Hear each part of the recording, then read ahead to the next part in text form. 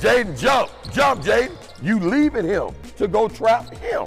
This is one of those times in basketball where you run into that crossroad or where you want to realize where you're going.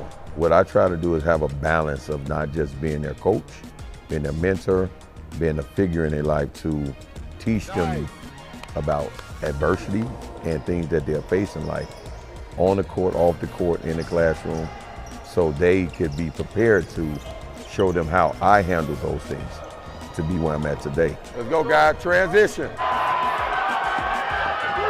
Sandwiched between Bulls three-peats, Farragut flew, almost literally, into the spotlight with their dynamic 1-2 punch.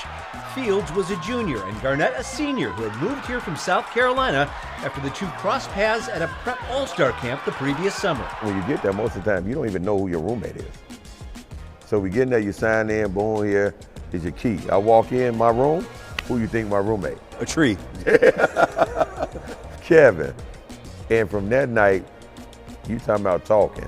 They'd lose just 2 games, the second coming in the state quarterfinals, before Garnett would become the first player in 2 decades to be drafted directly into the NBA out of high school, 5th overall by Minnesota.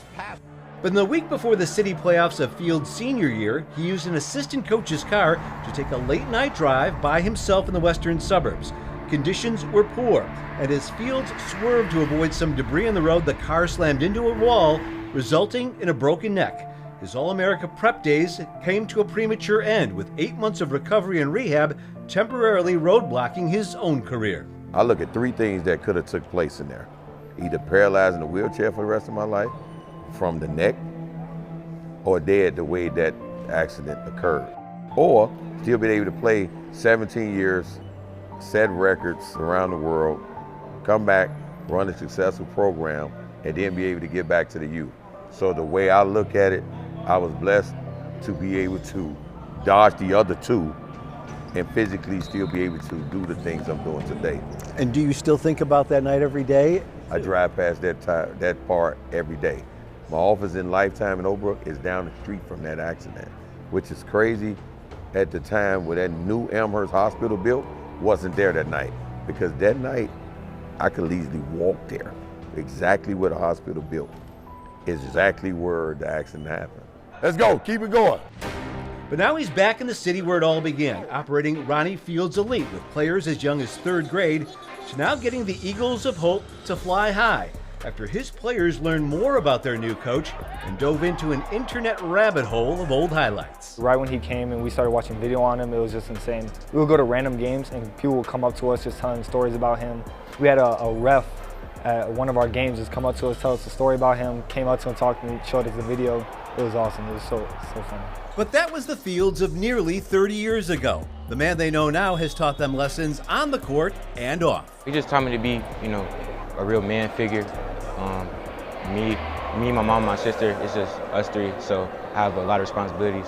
And he's taught me a lot how to just take control, do life and on the court. How life can just change in an instant.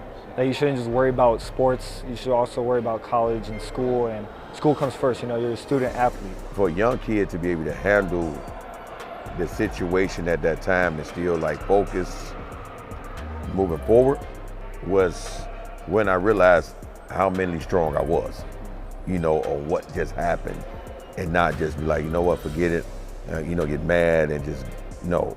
It was like, what's the next step? We got everything to play for, to build for the future. And another notable setback, Fields overcame academic ineligibility, ruining his dream to play for DePaul. He never joined Garnett in the NBA, but had a decorated career in the CBA and professionally abroad. He and KG stay in touch. They're hoping to actually jointly begin their own clothing line sometime soon here. As for his team, the Eagles finished the regular season 22-8. They open the 1A playoffs tomorrow as the top seed in their sectional. In case you're wondering, yes, he can still dunk. He turns 47 at the end of this month. Just go, if you don't know about Ronnie Fields, please just go watch highlights, man. Unbelievable. Great piece, CB. I appreciate it.